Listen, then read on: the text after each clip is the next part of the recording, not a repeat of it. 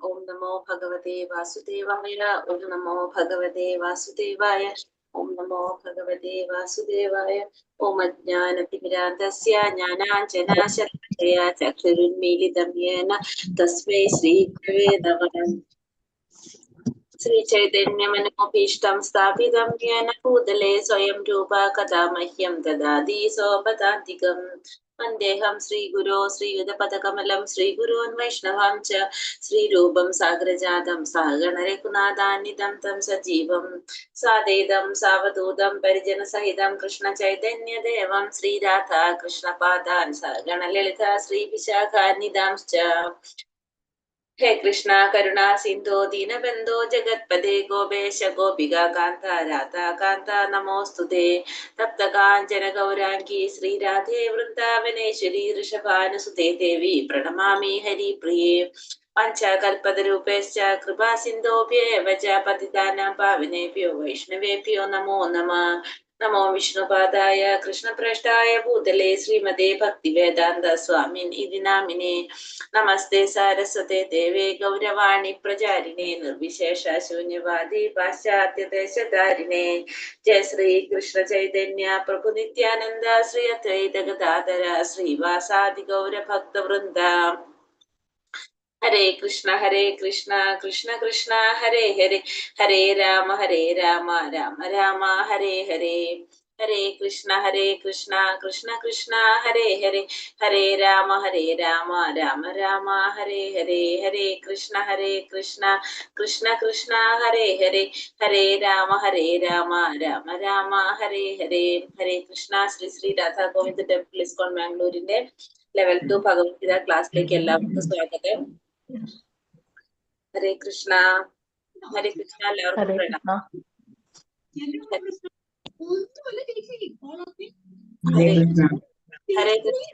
ഹരേ കൃഷ്ണ എല്ലാവർക്കും പ്രണാമം. എല്ലാവരും വന്നിട്ടില്ലല്ലോ എന്ന് അറിയാണ്ടാണോ?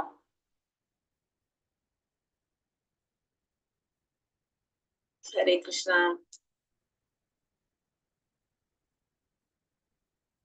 തുടങ്ങല്ലേ നമുക്ക്? ഏകാദശി ആയതുകൊണ്ടാണെന്ന് തുടങ്ങല്ലേ? എന്ന് തുടങ്ങട്ടെ എന്തായാലും. തുടങ്ങാം. ഹരേ കൃഷ്ണ. അപ്പൊ ഇന്ന് നമ്മള് അധ്യായം 1 കുരുക്ഷേത്ര യുദ്ധക്കളത്തിലെ സൈന്യ നിരീക്ഷണം അല്ലെങ്കിൽ അർജുന വിഷാദയോഗം. അപ്പൊ ഒന്നാമത്തെ അധ്യായം നമ്മൾ നോക്കാണെന്ന്. നമ്മൾ ലെവൽ 1 അതൊന്ന് ഓടിച്ചു നോക്കിയിട്ടാണ് നമ്മൾ പോയിണ്ടായിരുന്നത്. ലെവൽ 2 വരുമ്പോ ഒന്നാമത്തെ അധ്യായം 2 ദിവസം കൊണ്ടാണ് എടുക്കുന്നത് നമ്മൾ പറഞ്ഞില്ലേ. അപ്പൊ അതായത് ഫുള്ള് ശ്ലോകങ്ങൾ കവർ ചെയ്തിട്ടാണ് നമ്മൾ ലെവൽ 2 നമ്മൾ പഠിക്കുന്നത്. അധ്യായം 1 കുരുക്ഷേത്ര യുദ്ധക്കളത്തിലെ സൈന്യ നിരീക്ഷണം അർജുന വിഷാദയോഗം. ക്വസ്റ്റ്യൻസ് ഇട്ടുന്നില്ലെന്ന് തരാട്ടോ. ഇട്ടില്ലേ? വിട്ടുപോയി, മറന്നുപോയി കേട്ടോ. നാളേക്ക് റെഡിയാ ഇട്ട് തരാം. ക്വസ്റ്റ്യൻസ് ഉണ്ട്, നോക്കണം എവിടെയാന്നുള്ളത് ചെയ്തുതരാം.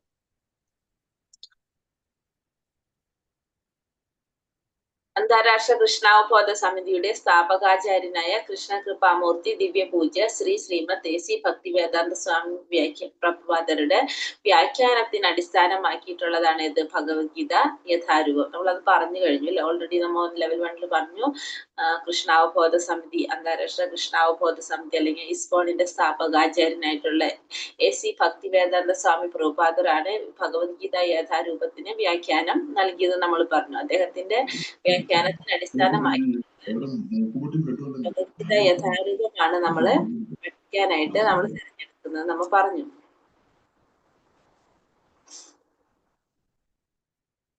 പ്രഭുപാദരുടെ അഭിപ്രായത്തില് ഭഗവത്ഗീത എന്താണ്? ഒരു അടിസ്ഥാന പ്രബോധന ഗ്രന്ഥമാണ്. പ്രഭുപാദർ പറയുന്നത് ഗീത എന്ന് വെച്ചിട്ടുണ്ടെങ്കിൽ ഒരു അടിസ്ഥാനമായിട്ടുള്ള പ്രബോധന ഗ്രന്ഥമാണ്. ഭഗവത്ഗീത വളരെ ശ്രദ്ധയോടെ പഠിക്കണം. അത് നമ്മുടെ ബാഹ്യ പ്രവർത്തനങ്ങളെ നിയന്ത്രിക്കാൻ സഹായിക്കും. അത് ഒരാൾ തത്വചിന്തയുടെ ഒഴുക്ക് മനസ്സിലാക്കും. അയാൾ ഒറ്റയ്ക്കല്ല, ആരുണ്ട് കൂടെ? ഭഗവാൻ ഉണ്ട് എന്നുള്ള സത്യം അയാൾക്ക് മനസ്സിലാക്കാനായിട്ട് സാധിക്കും. ഭഗവത്ഗീത വളരെ ശ്രദ്ധയോടെ പഠിക്കേണ്ടതാണ്. അത് നമ്മുടെ പ്രവർത്തനങ്ങളെ, ആന്തരികമായിട്ട് ബാഹ്യമായിട്ടുള്ള പ്രവർത്തനങ്ങളെ നിയന്ത്രിക്കാനായിട്ട് നമ്മളെ സഹായിക്കും. പിന്നെ അടിസ്ഥാന പ്രബോധന ഗ്രന്ഥമാണെന്ന് പറയും. നമുക്കറിയാം എല്ലാ ഗ്രന്ഥങ്ങളുടെ സാരസത്താണ് എന്ത്? ഭഗവത്ഗീത. അപ്പൊ അതുകൊണ്ട് തന്നെ ഭഗവത്ഗീത ഒരു ഗ്രന്ഥം മാത്രം മതി നമുക്ക് മനസ്സിലാക്കാനായിട്ട്, അല്ലെ? മറ്റെല്ലാ ഇതിനെ കുറിച്ച് മനസ്സിലാക്കാനായിട്ട് ഭഗവത്ഗീത മാത്രം നമുക്ക് മതി. നമ്മളതൊക്കെ കണ്ടതാണ് ഫസ്റ്റ് ലെവലില്.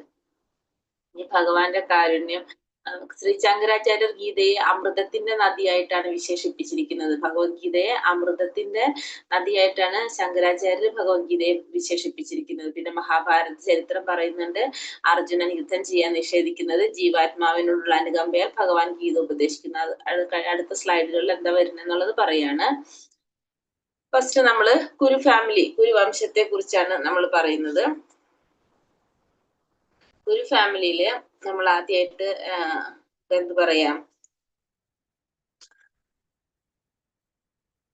കുരുവംശം പറയുമ്പോ ശന്തനു മഹാരാജാവിന്റെ തൊട്ടാണ് നമ്മൾ പറയുന്നത്. ശന്തനു രാജാവിന്റെ ഭാര്യയാണ് ആര്? സത്യവതിയെയാണ് ശന്തനു മഹാരാജാവ് ആദ്യം വിവാഹം കഴിക്കുന്നത്. ആ സത്യവതിയിലെ ശന്തനു മഹാരാജാവിന് 2 മക്കൾ ഉണ്ടാവുന്നതാണ് ചിത്രാംഗതനും വിചിത്രവീര്യനും. അതിനു മുന്നേ സത്യവതി, ഈ ശന്തനു മഹാരാജാവിന് വിവാഹം കഴിക്കുന്നതിന് മുന്നേ സത്യവതിക്ക് പരാശര മുനിയിൽ ഒരു മകനുണ്ട്. അതാണ് വ്യാസദേവൻ. പരാശര മുനിയിലുള്ള ഒരു മകനാണ് വ്യാസദേവൻ.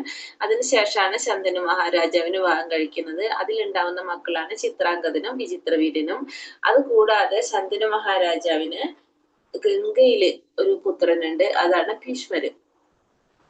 ഗംഗാദേവിയിലുള്ള മകനാണ് ഭീഷ്മര്. പിന്നെ അതിനുശേഷം ചിത്രാംഗതനും വിചിത്രവീര്യനുമാണ് സത്യവതിയുടെ മക്കള്.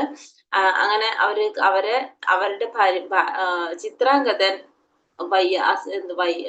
യുദ്ധത്തിലാകുന്നു മരിച്ചു പോവുകയാണ് ചെയ്യുന്നത്. അതിനുശേഷം പിന്നെ വിചിത്രവീര്യൻ അംബികേനെയും അംബാലികേനെയും വിവാഹം കഴിക്കും. വ്യാസദേവൻ ഒരു ദാസിയിൽ ഒരു മകൻ ഉണ്ടാവും, അതാണ് വിതുരര്. വിചിത്രവീര്യൻ അംബികയും അംബാലികയും വിവാഹം കഴിക്കും. വിവാഹം വിചിത്രവീര്യൻ. പക്ഷെ അവർക്ക് മക്കൾ ഉണ്ടാകില്ല. അതിനു മുന്നേ തന്നെ എന്ത് സംഭവിക്കുകയാണ്? വിചിത്രവീര്യൻ മരണപ്പെട്ടു പോവുകയാണ്. വിചിത്രവീര്യന് മരണം സംഭവിക്കും. പിന്നീട് സത്യവതിയുടെ ആഗ്രഹപ്രകാരം ഈ അംബികയും അംബാലികയും ആര് വിവാഹം കഴിക്കുക? അവരില് വ്യാസദേവനില് അവർക്ക് ഉണ്ടാകുന്ന പുത്രനാണ് ധൃതരാഷ്ട്രവും പാണ്ഡുവും. ഇവർക്ക് ഉണ്ടാവുന്ന മക്കള്. അപ്പൊ വ്യാസദേവനിൽ അംബികയ്ക്ക് ഉണ്ടാകുന്ന മകനാണ് ധൃതരാഷ്ട്ര, അംബാലികയ്ക്ക് ഉണ്ടാകുന്നതാണ് പാണ്ഡു. അതുകൂടാതെ വ്യാസദേവനിൽ ദാസിക്ക് ഒരു മകനുണ്ടാവും, അതാണ് വിതുരര്. അപ്പൊ അടുത്ത ജനറേഷൻ വന്നു, ധൃതരാഷ്ട്രവും പാണ്ഡുവും വിതുരരും വന്നു. അതിനുശേഷം ധൃതരാഷ്ട്ര ആരെ വിവാഹം കഴിക്കുന്നു? ഗാന്ധാരിനെ വിവാഹം കഴിക്കുന്നു. പാണ്ഡു കുന്തിനെയും മാദ്രി, 2 ഭാര്യമാരുണ്ടാവും, കുന്തിയും മാദ്രിയും. അവർ വിവാഹം കഴിക്കും. ഗാന്ധാരിയുടെ സഹോദരനാണ് ശകുനി. കുന്തിക്കും ധൃതരാഷ്ട്രം കൂടിയിട്ട് 101 മക്കള്. നമുക്കറിയാം ആരൊക്കെയാണ്, ദുര്യോധനൻ, ദുശാസനൻ, ദുശ്ശല എന്നൊക്കെ പറഞ്ഞിട്ടുള്ള കുറെ മക്കള്. പിന്നെ ദുശ്ശല എന്ന് പറഞ്ഞൊരു മകളും ആർക്കുണ്ടാവും, ധൃതരാഷ്ട്രയുടെ കുന്തി ദേവിക്ക് കൂടിയുള്ള മക്കള്. പാണ്ഡുവില് കുന്തിക്കും മാദ്രിക്കും കൂടിയിട്ട് 5 മക്കളാണുള്ളത്. അതാണ് നമ്മളെ പഞ്ചപാണ്ഡവരെന്നറിയപ്പെടുന്ന അർജുനൻ, ഭീമൻ, യുധിഷ്ഠിരൻ, ഭീമൻ, അർജുനൻ, നകുല, സഹദേവൻ, ഇങ്ങനെ 5 പേര്. ഇവര് 5 പേരും വിവാഹം കഴിക്കുന്നുണ്ട്. ദ്രൗപദിയെ വിവാഹം കഴിക്കും. അതിന് പിന്നെ അർജുനൻ സുഭദ്രയെ വിവാഹം കഴിക്കുന്നുണ്ട്.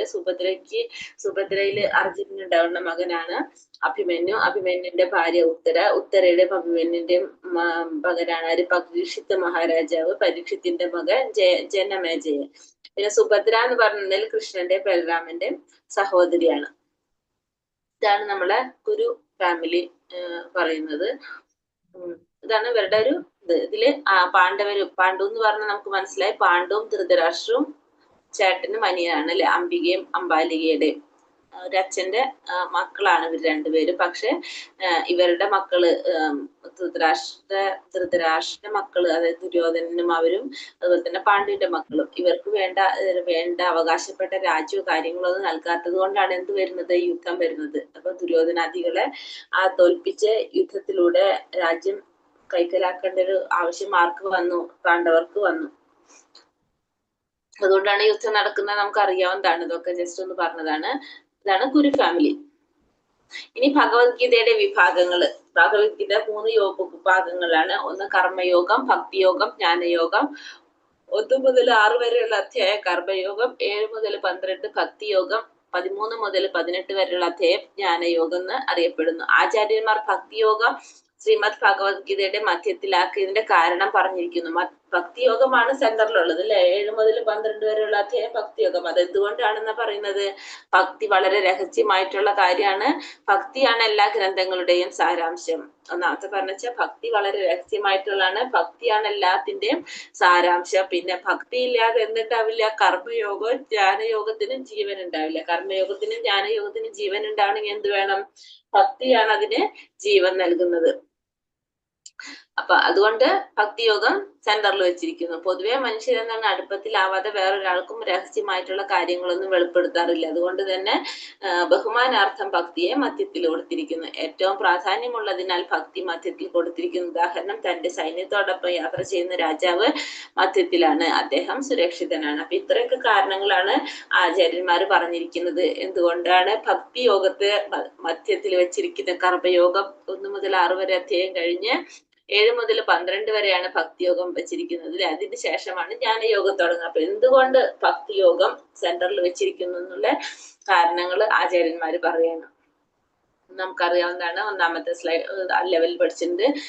ഈ ഭഗവത്ഗീത യഥാരൂപത്തിന്റെ വ്യാഖ്യാനത്തിന് എന്തൊക്കെ ഗ്രന്ഥങ്ങൾ അടിസ്ഥാനമാക്കിയിട്ടാണെന്ന്. അപ്പൊ ശ്രീല പ്രഭുപാദരുടെ വ്യാഖ്യാനം താഴെ കൊടുത്തിരിക്കുന്ന വൈഷ്ണവന്മാരുടെ വ്യാഖ്യാനത്തിന് അടിസ്ഥാനമാക്കിയുള്ളതാണ്. അപ്പൊ ഇവരുടെ വ്യാഖ്യാനത്തിന് അടിസ്ഥാനമാക്കിയിട്ടാണ് ശ്രീല പ്രഭുപാദർ ഈ ഭഗവത്ഗീത യഥാരൂപത്തിന് വ്യാഖ്യാനം നൽകിയത്. ഏതൊക്കെയാണ്? ശ്രീല ബലദേവ് വിദ്യാഭൂഷൺ, ശ്രീല വിശ്വനാഥ് ചക്രവർത്തി താക്കൂർ, ശ്രീല ശ്രീധര സ്വാമി ശ്രീപാദ്, ശ്രീ രാമാനുജാചാര്യ. ഇത്രയും പേരുടെ ഗ്രന്ഥങ്ങളുടെ വ്യാഖ്യാനത്തിന് അടിസ്ഥാനമാക്കിയിട്ടാണ് ശ്രീല പ്രഭുപാദർ തന്റെ ഭഗവത്ഗീത യാഥാരൂപത്തിന് വ്യാഖ്യാനം നൽകിയത്. ഇനി ഭഗവത്ഗീതയിൽ നമ്മൾ പറഞ്ഞു ടോട്ടൽ 700 ശ്ലോകങ്ങളാണുള്ളത്. 700 ശ്ലോകങ്ങളിലെ 574 ശ്ലോകം ആരാ പറഞ്ഞിരിക്കുന്നത്? ഭഗവാൻ കൃഷ്ണനാണ് പറഞ്ഞിരിക്കുന്നത്. എത്ര ശ്ലോകാണ്? 574 ശ്ലോകങ്ങൾ പറഞ്ഞിരിക്കുന്നത് ആരാണ്? ഭഗവാൻ കൃഷ്ണനാണ് 574 ശ്ലോകങ്ങൾ പറഞ്ഞിരിക്കുന്നത്. അർജുനൻ 84 ശ്ലോകം പറഞ്ഞിരിക്കുന്നു. സഞ്ജയൻ 41 ശ്ലോകം പറഞ്ഞിട്ടുണ്ട്. ധൃതരാഷ്ട്ര എത്ര ശ്ലോകം പറഞ്ഞിട്ടുള്ളൂ? ഒരേ ഒരു ശ്ലോകം മാത്രമേ ധൃതരാഷ്ട്ര പറഞ്ഞിട്ടുള്ളൂ അല്ലെ. അപ്പോ ധൃതരാഷ്ട്ര 1 ശ്ലോകം, സഞ്ജയൻ 41 ശ്ലോകം, അർജുനൻ 84 ശ്ലോകം, ഭഗവാൻ കൃഷ്ണൻ 574 ശ്ലോകമാണ് ഭഗവാൻ പറഞ്ഞിരിക്കുന്നത്. അപ്പൊ 82% ആരാണ് ഇതിലെ ശ്ലോകങ്ങള്? ആരുടെയാണ്? അർജുനൻ, ഭഗവാന്റെ ശ്ലോകങ്ങളാണ്. ഭഗവാനാണ് പറയുന്നത്. 12% അർജുനൻ, സഞ്ജയൻ 41 ശ്ലോകം, അതായത് 5.9% സഞ്ജയൻ, ധൃതരാഷ്ട്ര ഒരേ ഒരു ശ്ലോകമാണ്. ശ്ലോകത്തിന്റെ ഡിവൈഡേഷൻ ആണ് ഈ പറയുന്നത്. ഇനി നമ്മൾ അധ്യായത്തിലേക്ക് കടക്കാണ്. അധ്യായം 1 നമ്മൾ പറഞ്ഞു കുരുക്ഷേത്ര യുദ്ധക്കളത്തിലെ സൈന്യ നിരീക്ഷണം അല്ലെങ്കിൽ അർജുന വിഷാദ യോഗം അല്ലെ. അധ്യായം 1 ശ്ലോകത്തിലേക്ക് കടക്കാം നമുക്ക്. ഓം നമോ ഭഗവതേ വാസുദേവായ. ധൃതരാഷ്ട്ര ഉവാച ധർമ്മക്ഷേത്രേ കുരുക്ഷേത്രേ സമവേതായുത്സവഃ മാമകാ പാണ്ഡവശ്ചൈവ കിമകുർവത സഞ്ജയ.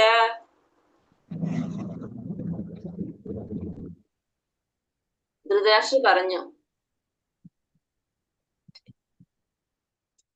ഹേ സഞ്ജയ, പുണ്യസ്ഥലമായ കുരുക്ഷേത്രത്തിൽ യുദ്ധോത്സുകരായി ഒന്നിച്ചുകൂടിയ എന്റെ മക്കളും പാണ്ഡുപുത്രരും എന്ത് ചെയ്തു? ധൃതരാഷ്ട്രൻ എന്താ പറഞ്ഞത്? ഹേ സഞ്ജയ, പുണ്യസ്ഥലമായ കുരുക്ഷേത്രത്തിൽ യുദ്ധത്തിനായിട്ട് ഒന്നിച്ചു കൂടിയിട്ടുള്ള എന്റെ മക്കളും പാണ്ഡുപുത്രരും എന്ത് ചെയ്തു? അപ്പൊ ധൃതരാഷ്ട്രക്ക് എന്താ അറിയേണ്ടത്?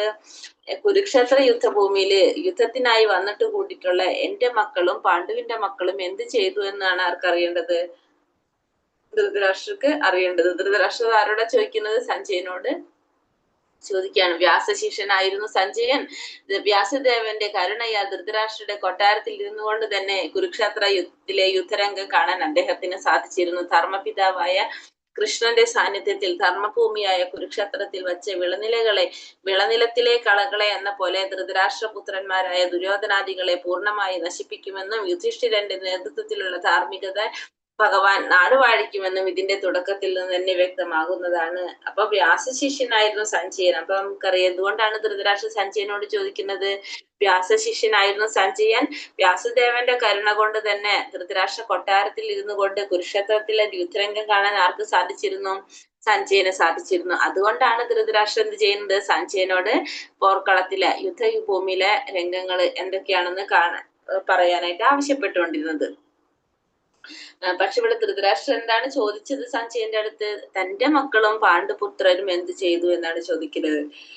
ധൃതരാഷ്ട്ര ഒരേ കുടുംബത്തിൽ പെട്ടവരാണല്ലേ രണ്ടുപേരും, ധൃതരാഷ്ട്രയുടെയും പാണ്ഡുവിന്റെ മക്കളും. ധൃതരാഷ്ട്രയുടെ മനോഭാവമാണ് ഇവിടെ നമുക്ക് മനസ്സിലാക്കുന്നത്. അദ്ദേഹം എന്താണ് മനഃപൂർവ്വം തന്റെ മക്കളെ മാത്രം കൗരവർ എന്ന് അവകാശപ്പെട്ടു. പാണ്ഡുവിന്റെ മക്കൾക്കുള്ള ആ എന്താണ് പാരമ്പര്യം, വംശപാരമ്പര്യം നിഷേധിക്കാണ് ഇവിടെ ആര് ചെയ്തത്? ധൃതരാഷ്ട്ര ചെയ്തത്. ധൃതരാഷ്ട്രയുടെ ആ സ്വഭാവത്തിലുള്ള സ്വാർത്ഥതയാണ് നമുക്ക് ഇതിലൂടെ മനസ്സിലാക്കാൻ സാധിക്കുന്നത്. പിന്നെന്താ പറഞ്ഞത്? ധർമ്മപിതാവായ കൃഷ്ണന്റെ സാന്നിധ്യത്തില് ധർമ്മഭൂമിയായ കുരുക്ഷേത്രത്തിൽ വെച്ച്, കുരുക്ഷേത്ര ഭൂമിയാണ് ധർമ്മം മാത്രം നിലനിൽക്കുന്ന സ്ഥലമാണ്.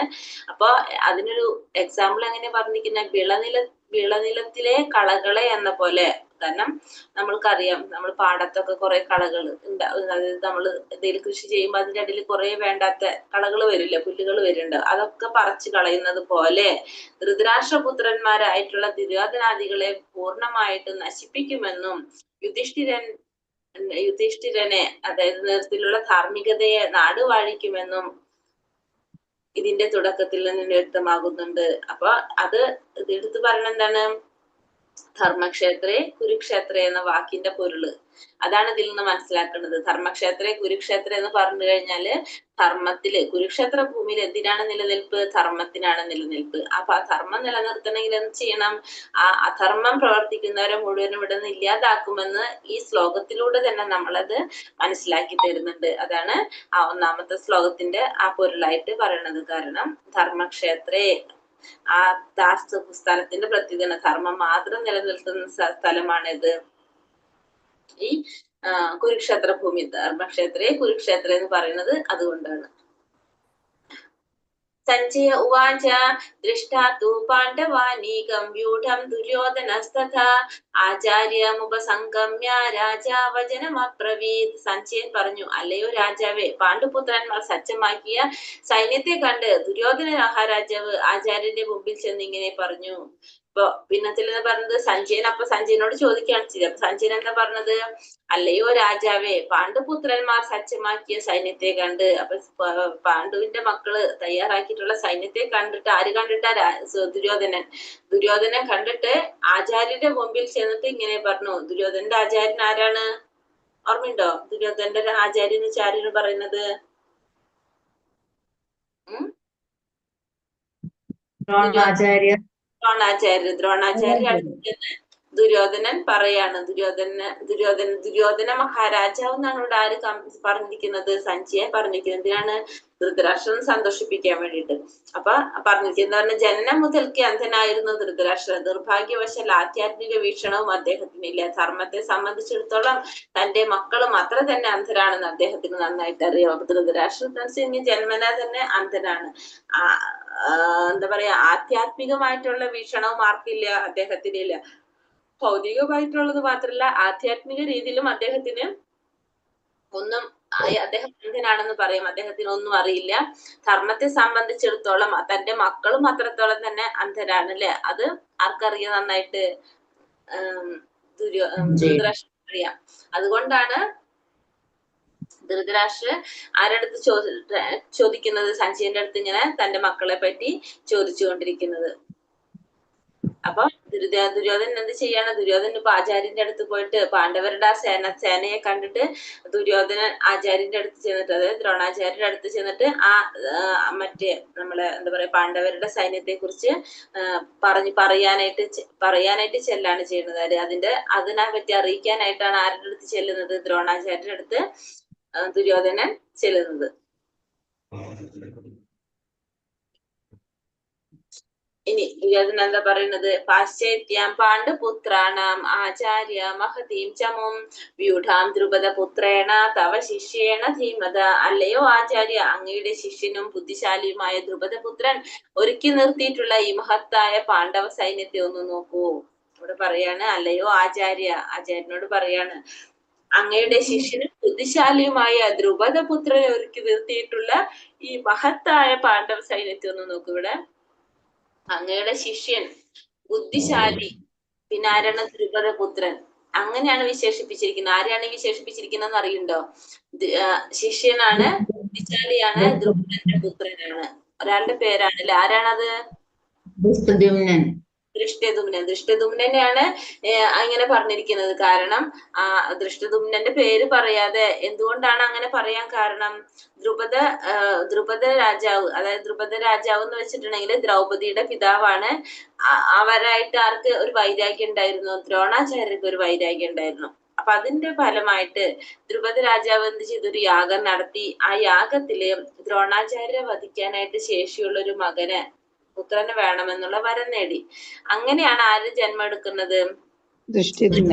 ജന്മം എടുക്കുന്നത്.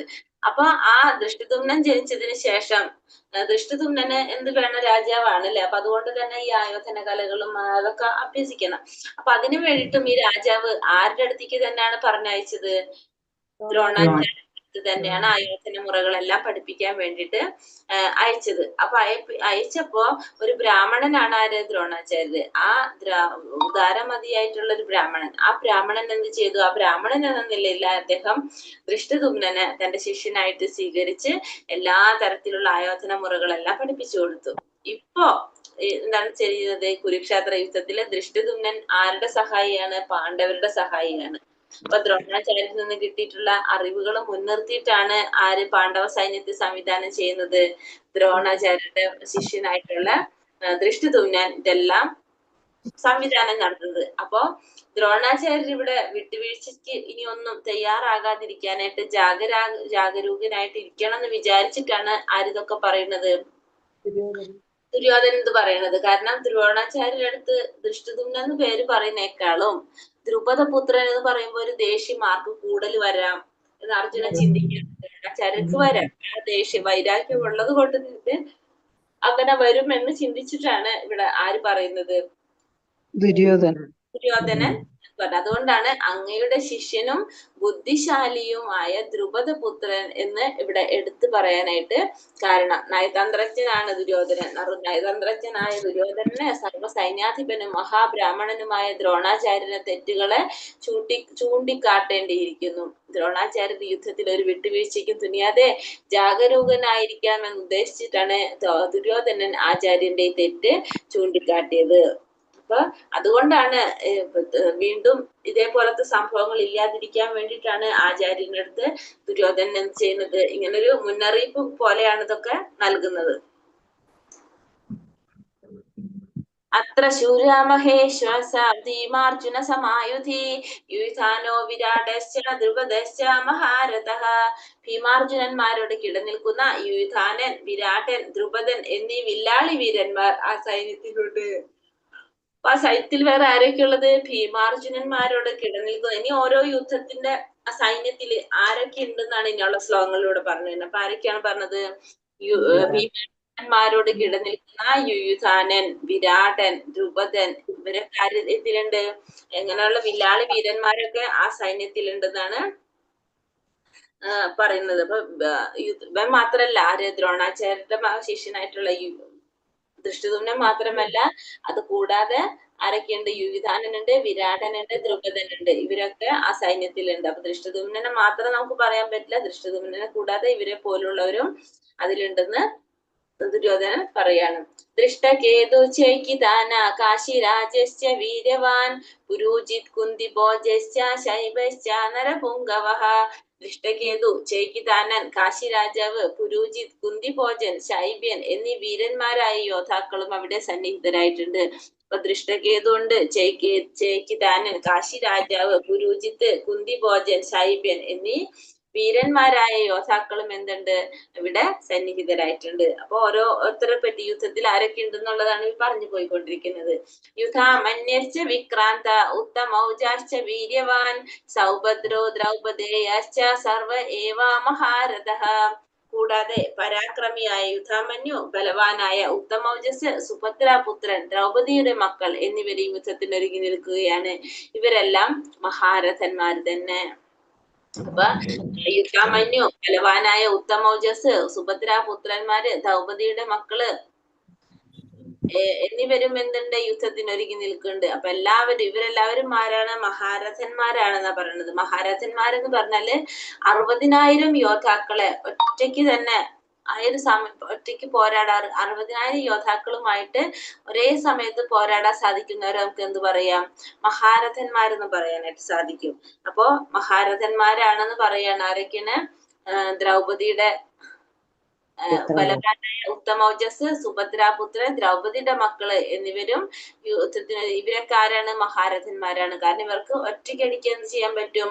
60,000 യോദ്ധാക്കളായിട്ട് ഒറ്റയ്ക്ക് യുദ്ധം ചെയ്യാനായിട്ട് സാധിക്കും. അങ്ങനെയുള്ളവരാണ് നമുക്ക് മഹാരഥന്മാരെന്ന് പറയാനായിട്ട് സാധിക്കും. അപ്പൊ ഇവരൊക്കെ യുദ്ധത്തിനുണ്ടെന്ന് പറയാണ്.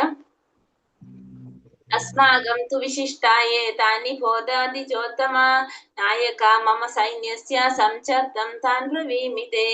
ബ്രാഹ്മണോത്തമ, എന്റെ സൈന്യത്തെ നയിക്കുന്നതിന് യോഗ്യതയുള്ള പടനായകരെ പറ്റി ഞാൻ പറഞ്ഞു തരാം. പിന്നെ പറഞ്ഞ ബ്രാഹ്മണന്മാരിൽ ഉത്തമ, എന്റെ സൈന്യത്തെ നയിക്കുന്നതിന് യോഗ്യതയുള്ള പടനായകന്മാരെ പറ്റി ഞാൻ പറഞ്ഞു തരാം എന്ന് പറയണം അല്ലെ. ഇനി യോഗ്യതയുള്ള പടനായകന്മാർ ഇനിയുണ്ട്, അവരെ പറ്റി ഞാൻ നിനക്ക് ഇനിയും പറഞ്ഞു തരാമെന്ന് ഇവിടെ ഞാൻ പറഞ്ഞു തരാന്ന് ദ്രോണാചാര്യരോട് ദുര്യോധനൻ പറയാണ്. ഇനി ഇത്രയും നേരം പറഞ്ഞത് ആരെ കുറിച്ചാണ്? പാണ്ഡവരുടെ സൈന്യത്തെ കുറിച്ചാണ്.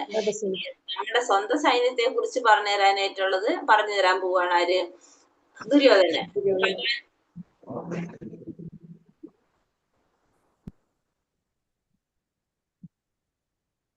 ഭവാൻ ഭീഷ്മശ്ച കർണശ്ച കൃപശ്ച സമിതിം ജയഃ അശ്വത്ഥാമ വികർണശ്ച സൗമദത്ത സദൈവ ച. യുദ്ധത്തിൽ സദാ വിജയിക്കുന്നവരായ താങ്കൾ, ഭീഷ്മർ, കർണൻ, കൃപൻ, അശ്വത്ഥമാവ്, വികർണൻ, സോമദത്തന്റെ പുത്രനായിട്ടുള്ള ഭൂരിശ്രവസ് എന്നിവരുമുണ്ട്. അപ്പൊ യുദ്ധത്തില് സദാ വിജയിക്കുന്ന താങ്കൾ. അപ്പൊ അദ്ദേഹത്തെ എങ്ങനെയാണ് വിശേഷിപ്പിക്കുന്നത്? യുദ്ധത്തിൽ എപ്പോഴും വിജയിക്കുന്ന താങ്കളുണ്ട്. പിന്നെ കൃപനുണ്ട്, കർണനുണ്ട്, ഭീഷ്മരുണ്ട്, അശ്വത്ഥമാവ്, വികർണൻ, സോമദത്തന്റെ പുത്രനായിട്ടുള്ള ഭൂരിശ്രവസ് ഇവരൊക്കെ എവിടെയുണ്ട്? നമ്മുടെ കൂടെ ഉണ്ട്. സ്വന്തം പക്ഷത്ത് ആരൊക്കെ ഉണ്ട് എന്നുള്ളതാണ് ദുര്യോധനൻ ഇപ്പൊ ആചാര്യന്റെ അടുത്ത് പറയുന്നത്. അന്യേച്ച ബഹവഃ ശൂരാ മദർത്തേ തിക്തജീവിതാഃ നാനാശസ്ത്ര പ്രഹരണ സർവേ യുദ്ധാവിശാരദഃ.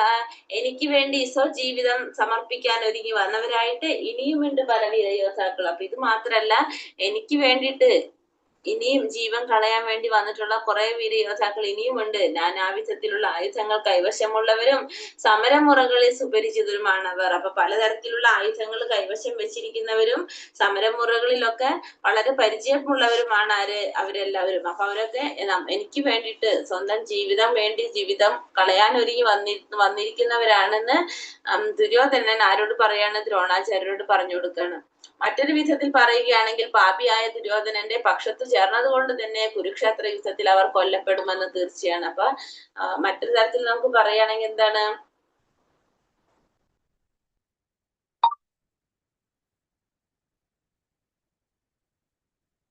കുരുക്ഷേത്ര യുദ്ധത്തിൽ കൊല്ലപ്പെടുമെന്ന് അവർക്ക് തീർച്ചയായിട്ടും. ഒരു മിനിറ്റ് കേട്ടോ.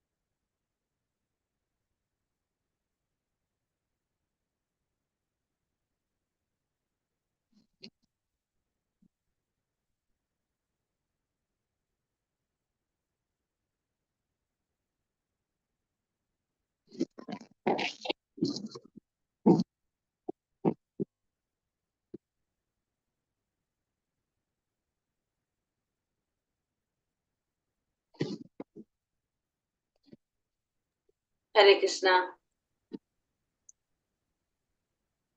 ഹരേ കൃഷ്ണ.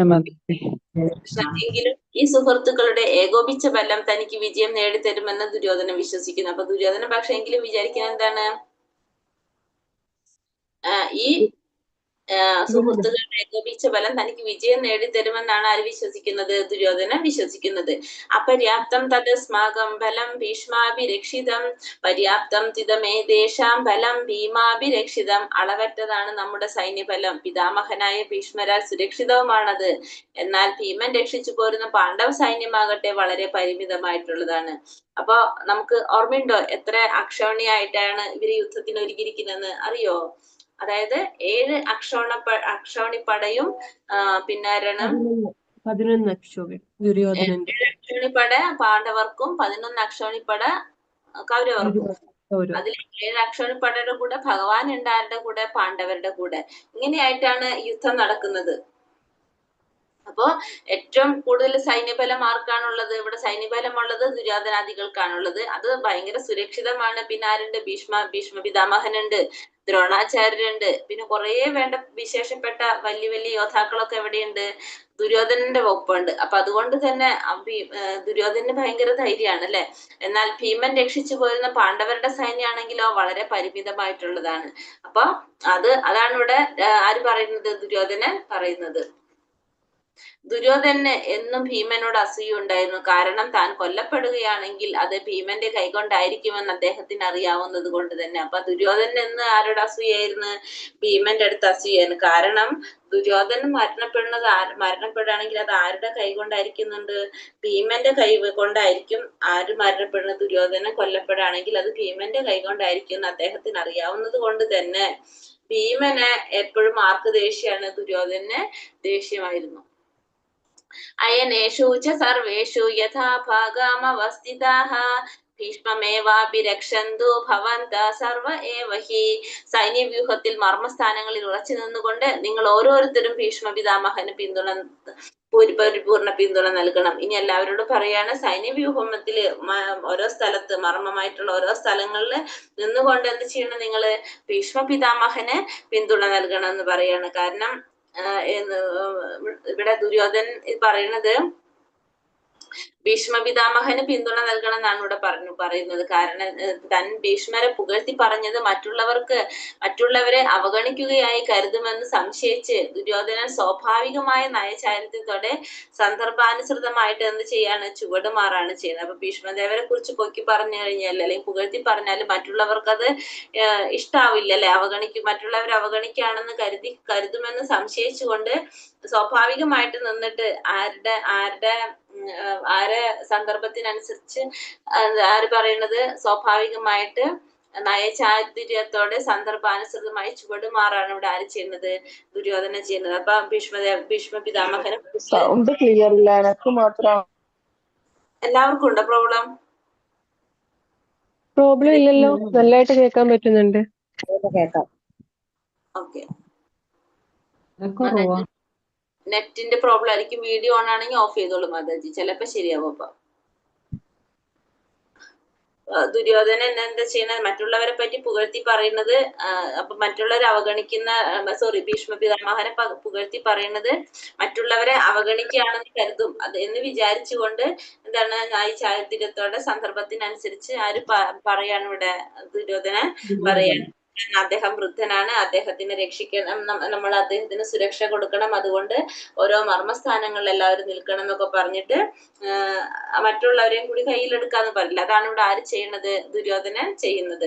തസ്യ സംജനയൻ ഹർഷം ഗുരു വൃന്ദാപിതാമഹ സിംഹനാദം വിനോദേ ശംഖം ദത്മൗ പ്രതാപവാൻ.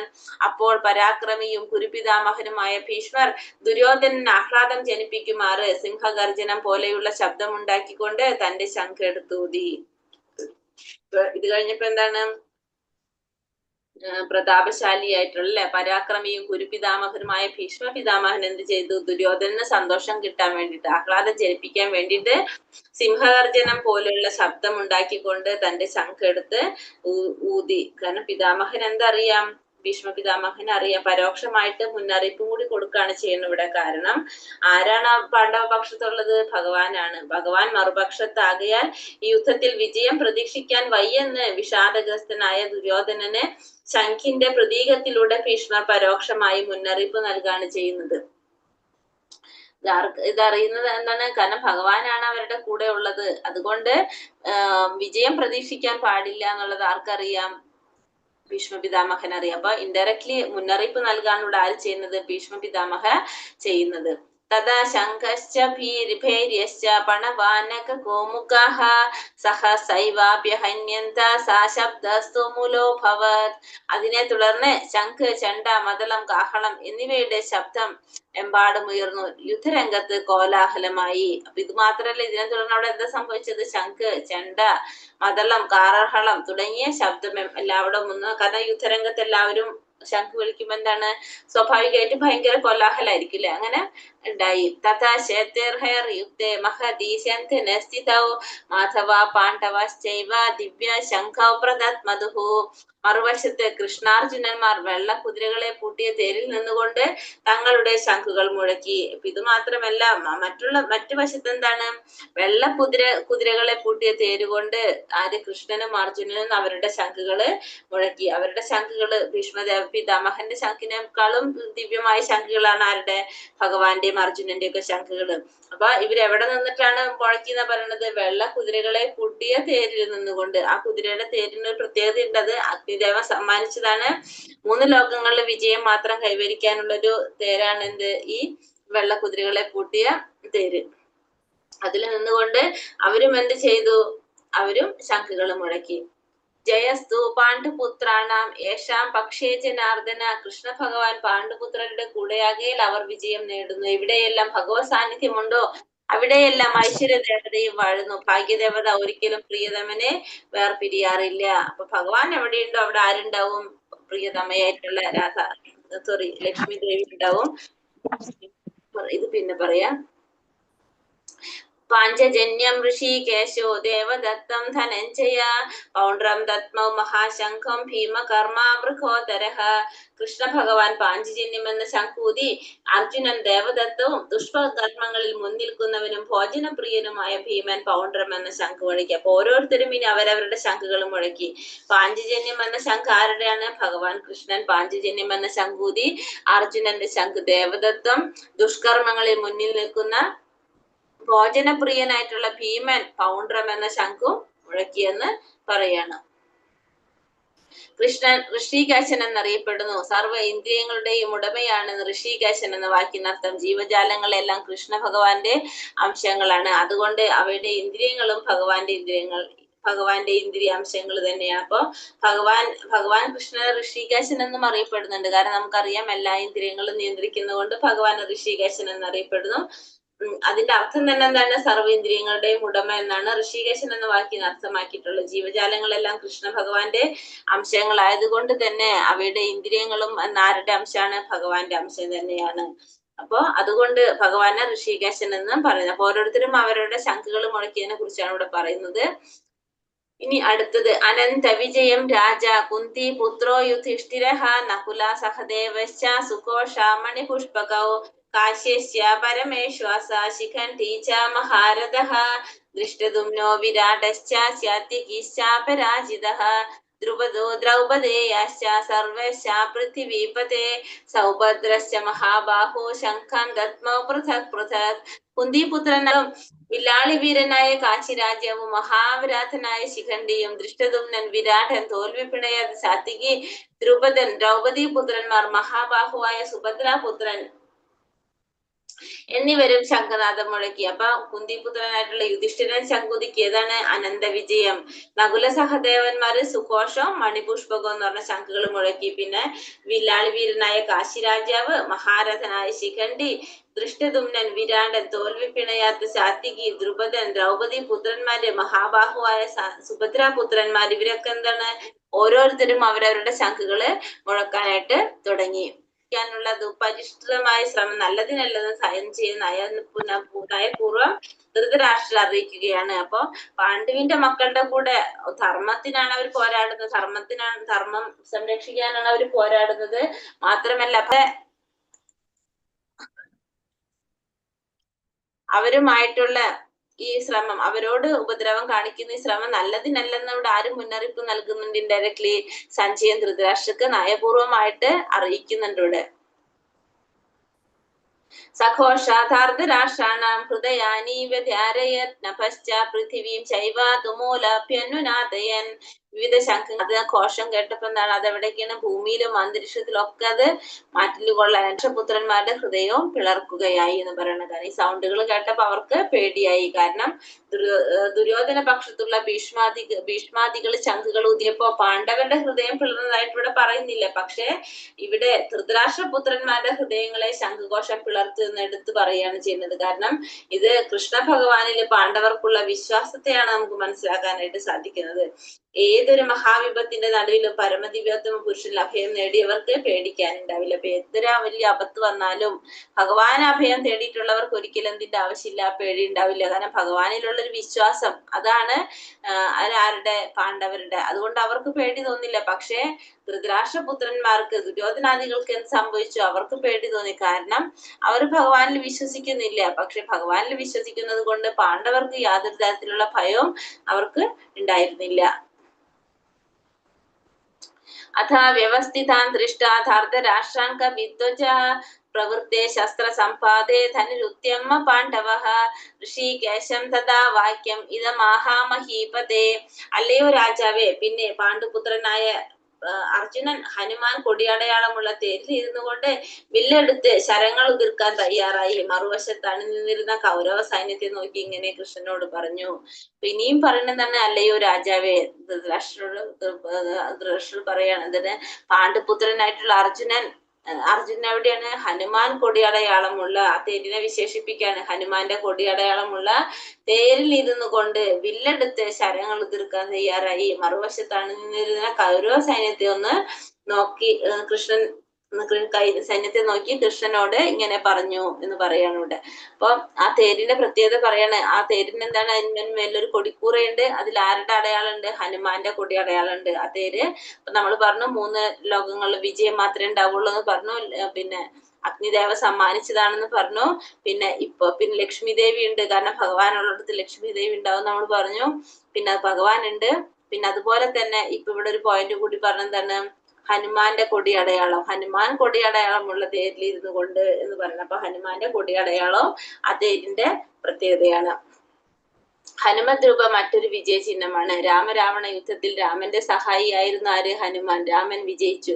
ഇപ്പോൾ അർജുനന്റെ രഥത്തിൽ അദ്ദേഹത്തെ സഹായിക്കാൻ ആരുണ്ട്? രാമനുമുണ്ട്, ഹനുമാനുമുണ്ട്. അപ്പൊ അതും ആരുടെ വിജയത്തിന്റെ കാരണമായിട്ട് പറയാണ് ഇവിടെ. പാണ്ഡവരുടെ അർജുനന്റെ വിജയത്തിന്റെ കാരണമായിട്ട് പറയാണ് ഇവിടെ ചെയ്യുന്നത്.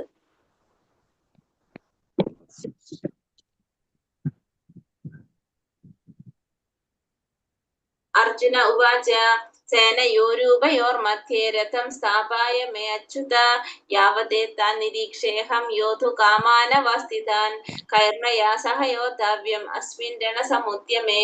ഹേ അച്യുത, ഇവിടെ ഭഗവാൻ എന്ന് വിളിക്കുന്നത് അച്യുത. അച്യുത എന്ന് പറഞ്ഞെങ്കിൽ ചുതി അഥവാ വീഴ്ച പറ്റാത്തവനെ, ഇരു സൈന്യങ്ങൾക്ക് മധ്യത്തിലായി എന്റെ തേര് കൊണ്ട് നിർത്തുക. ആരൊക്കെയാണ് യുദ്ധകാംക്ഷികളായി ഇവിടെ വന്നിട്ടുള്ളതെന്ന് ഞാനൊന്ന് കാണട്ടെ. അപ്പോൾ ഇവിടെ പറയാണ് അച്യുത, ഭഗവാനെ വിളിക്കുകയാണ് ചുതി അഥവാ വീഴ്ച പറ്റാത്തവനെ. അപ്പൊ 2 സൈന്യത്തിന്റെ സെന്ററിലായിട്ട് എന്റെ തേര് കൊണ്ട് നിർത്തുക. അപ്പൊ 2 സൈന്യത്തിന്റെ നടുക്ക് നിർത്തിയാലാണ് 2 സൈന്യവും ശരിക്കും കാണാൻ സാധിക്കുക. അപ്പൊ ആരൊക്കെയാണ് യുദ്ധം ചെയ്യാനായിട്ട് ഈ മറുപക്ഷത്ത് വന്നിരിക്കുന്നതെന്ന് ഞാൻ കാണട്ടെ എന്നാണ് ഇവിടെ ആര് പറയുന്നത്? അർജുനൻ ഭഗവാനോട് പറയുന്നത്. ഭക്തന്മാരോടുള്ള സ്നേഹത്തിന് ഒരിക്കലും കുറവില്ലാത്തത് കൊണ്ട് ഇവിടെ ഭഗവാനെ അച്യുതൻ എന്ന് പറയുന്നു. അപ്പൊ ഭഗവാൻ ആരാണ് ഭഗവാൻ ഇവിടെ? ഭഗവാൻ എങ്ങനെ ഇരിക്കുന്നത്? പാർത്ഥ സാരഥിയായിട്ടല്ലേ? ഭഗവാൻ അർജുനന്റെ സാരഥിയായിട്ടാണ് ഇവിടെ ഇരിക്കുന്നത്. അപ്പൊ അർജുനൻ എന്താണോ പറയുന്നത് അത് അതേപോലെ അനുസരിക്കാനാണ് ആര് ചെയ്യുന്നത്? ഭഗവാൻ ചെയ്യുന്നത്. ഭക്തന്മാരോടുള്ള സ്നേഹത്തിന് ഒരിക്കലും ആർക്ക് കുറവുണ്ടാവുന്നില്ല? ഭഗവാന് കുറവുണ്ട്. അതുകൊണ്ടാണ് ഭഗവാനെ അച്യുത എന്ന് പറയുന്നത്. ഭക്തൻ എപ്പോഴും ഭഗവത് സേവനത്തിന് ഒരുക്കമാണ്. കൃഷ്ണനാകട്ടെ ഭക്തന് ഏതെങ്കിലും വിധത്തിലുള്ള സഹായം അരുളന്നിട്ട് അവസരം പ്രതീക്ഷിച്ചു കൊണ്ടിരിക്കുന്നു. ഭക്തന്മാരോട് ആജ്ഞാപിക്കുന്നതിനേക്കാൾ ശുദ്ധഭക്തന്മാരുടെ ആജ്ഞകളെ നിറവേറ്റുന്നതിനാണ് ഭഗവാൻ കൂടുതൽ സന്തോഷിക്കുന്നത്. അപ്പൊ നമ്മൾ ഭക്തന്മാരോട് ആജ്ഞാപിക്കല്ല ചെയ്യേണ്ടത്, അവർ പറയുന്ന നിർദ്ദേശങ്ങൾ നമ്മൾ പാലിക്കാനാണ് നമ്മൾ ശ്രമിക്കേണ്ടത്. അതാണ് കൂടുതൽ സന്തോഷം. ഭഗവാൻ എപ്പോഴും തന്നെ ഭക്തന്മാരുടെ ദാസാന് പറയും. അതായത് അത്രയും ഭക്തന്മാരുടെ ദാസനാണ് ആര്? ഭഗവാൻ എന്ന് പറയും. ഭഗവാൻ. അപ്പൊ അതുകൊണ്ട് തന്നെ ഈ ശുദ്ധഭക്തന്മാരുടെ ആജ്ഞകൾ കൊടുക്കുന്നതിലാണ് ഭഗവാൻ സന്തോഷം കണ്ടെത്തുന്നതെന്ന് പറയാണ് ഇവിടെ ചെയ്യുന്നത്. അപ്പൊ ആരൊക്കെയാണ് യുദ്ധത്തിൽ വന്നിരിക്കുന്നതെന്ന് കാണാനായിട്ട് 2 സൈന്യത്തിന്റെ സെന്ററിൽ കൊണ്ട് തേര് നിർത്താനായിട്ട് ഭഗവാന്റെ അടുത്ത് ആരാവശ്യപ്പെട്ടു? അർജുനൻ ആവശ്യപ്പെട്ടു. യോസ്യമാനാന വേക്ഷേഹം യ ഏതേത്ര സമാഗതഃ ധാർതരാഷ്ട്രസ്യ ദുർബുദ്ധേർ യുദ്ധേ പ്രിയ ചികീർഷവഃ. ദുർബുദ്ധിയായ ധൃതരാഷ്ട്രപുത്രനെ സന്തോഷിപ്പിക്കുവാനായി യുദ്ധത്തിനൊരുങ്ങി വന്നത് ആരൊക്കെയാണെന്ന് ഞാനൊന്ന് കാണട്ടെ. അപ്പൊ ഈ ദുർബുദ്ധികളായിട്ടുള്ള ഈ ധൃതരാഷ്ട്രപുത്രന്മാരെ സന്തോഷിപ്പിക്കാൻ വേണ്ടിയിട്ട് ആരൊക്കെയാണ് യുദ്ധത്തിന് വന്നിരിക്കുന്നതെന്ന് കാണട്ടെ എന്നാണ് ആര് പറയുന്നത്? അർജുനൻ പറയുന്നത്.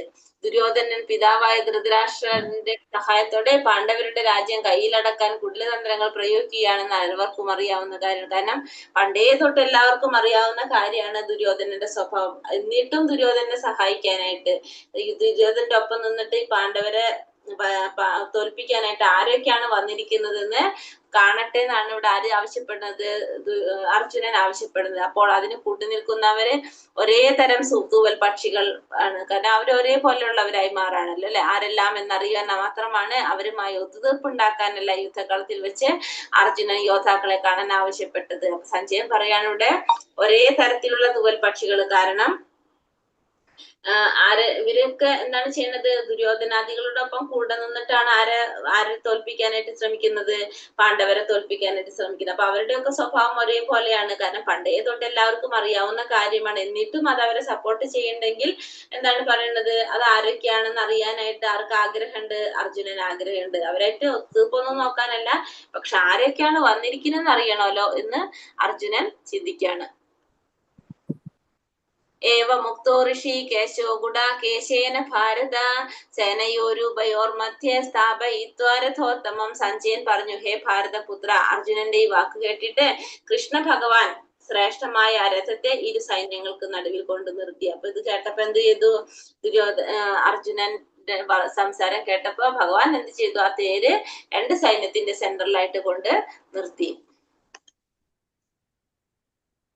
ഗുഡാകം എന്നാൽ നിദ്ര, നിദ്രയെ ജയിക്കുന്നവൻ ഗുഡാകേശൻ. നിദ്ര അജ്ഞാനത്തെയും സൂചിപ്പിക്കുന്നു. കൃഷ്ണനുമായുള്ള സൗഹൃദം മൂലം അർജുനൻ നിദ്രയെയും അജ്ഞാനത്തെയും കീഴടക്കിയിരിക്കുന്നു. ഭക്തൻ ഉണർന്നിരിക്കുമ്പോഴും ഉറങ്ങുമ്പോഴും ഒരുപോലെ അയാൾക്ക് കൃഷ്ണന്റെ നാമം, രൂപം, ഗുണങ്ങൾ, ലീലകൾ എന്നിവയെ പറ്റി ചിന്തിക്കാതിരിക്കാൻ കഴിയില്ല. അപ്രകാരം ഒരു കൃഷ്ണഭക്തന് കൃഷ്ണനെ പറ്റി ചിന്തിച്ചുകൊണ്ട് തന്നെ നിദ്രയെയും അജ്ഞാനത്തെയും ജയിക്കാം. ഇതിനെ കൃഷ്ണാവബോധം അഥവാ സമാധി എന്ന് പറയും. അപ്പൊ നമുക്ക് ഗുഡാകം എന്ന് വെച്ചിട്ടുണ്ടെങ്കിൽ എന്താണ്? നിദ്ര, നിദ്ര എന്നാണ് പറയാം. അപ്പൊ നിദ്രയെ ജയിക്കുന്നവനാണ് ആര്? ഗുഡാകേശൻ. ആരാണത്? അർജുനൻ ഒരു പേരുള്ളതാണ് ഗുഡാകേശൻ. അർജുനൻ ഉറങ്ങുമ്പോഴും ആരെ കുറിച്ച് ചിന്തിച്ചുകൊണ്ടിരിക്കും? ഭഗവാനെ കുറിച്ച് ചിന്തിച്ചുകൊണ്ടിരിക്കും. അപ്പൊ അർജുനൻ കൃഷ്ണനുമായിട്ടുള്ള സൗഹൃദം മൂലം, ഭഗവാന്റെ കാരുണ്യം മൂലം അർജുനന് നിദ്രയെയും അജ്ഞാനത്തെയും കീഴടക്കാനായിട്ട് സാധിച്ചു. അതുകൊണ്ടാണ് ഗുഡാകേശൻ എന്ന് പറയുന്നത്. പിന്നെ ഭക്തന്മാര് ഉറങ്ങുമ്പോഴും ഉണർന്നിരിക്കുമ്പോഴും ഒരുപോലെ അയാൾക്ക് കൃഷ്ണന്റെ നാമം, രൂപം, ഗുണങ്ങൾ, ലീലകൾ എന്നിവയെ പറ്റി ചിന്തിക്കാതിരിക്കാൻ സാധിക്കില്ല. കാരണം ശുദ്ധഭക്തന്മാർ എപ്പോഴും എങ്ങനെയാണ്? എപ്പോഴും ഭഗവാനെ കുറിച്ച് മാത്രം ചിന്തിച്ചു കൊണ്ടിരിക്കുകയാണ് ചെയ്യുന്നത്. അങ്ങനെ അപ്രകാരം കൃഷ്ണഭക്തന് കൃഷ്ണനെ പറ്റി ചിന്തിച്ചുകൊണ്ട് തന്നെ നിദ്രയെയും അജ്ഞാനത്തെയും ജയിക്കാനായിട്ട് സാധിക്കും. ഇതിനാണ് നമ്മൾ കൃഷ്ണാവബോധം എന്ന് പറയുന്നത്. അപ്പൊ ഭഗവാനെ കുറിച്ച് ചിന്തിക്കുക, എപ്പോഴും ഉറങ്ങുമ്പോഴും ഉണർന്നിരിക്കുമ്പോഴും കൃഷ്ണനെ കുറിച്ച്, ഭഗവാന്റെ നാമം, രൂപം, ഗുണങ്ങൾ, ലീലകൾ ഇതിനെ കുറിച്ചൊക്കെ ചിന്തിക്കാതിരിക്കാൻ ആർക്ക് സാധിക്കില്ല? ശുദ്ധ ഭക്തന്മാർക്ക് സാധിക്കില്ല. അപ്രകാരം അജ്ഞാനത്തെയും നിദ്രയെയും കീഴടക്കിക്കൊണ്ടാണ് ആരെ എന്ന് പറയുന്നത്? ഗുഡാകേശൻ എന്ന് അർജുനനെ വിളിക്കുന്നത്. ഇപ്പൊ ഇതിനാണ് നമ്മൾ എന്ന് പറയുന്നത് കൃഷ്ണാവബോധം എന്ന് പറയുന്നത് തന്നെ. ബാക്കി നമുക്ക് നാളെ എടുക്കാം.